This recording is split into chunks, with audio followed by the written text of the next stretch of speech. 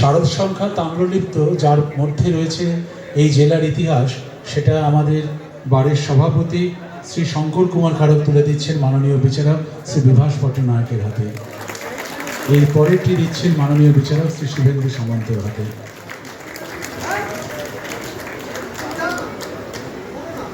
আজ তার আনুষ্ঠানিক প্রকাশ।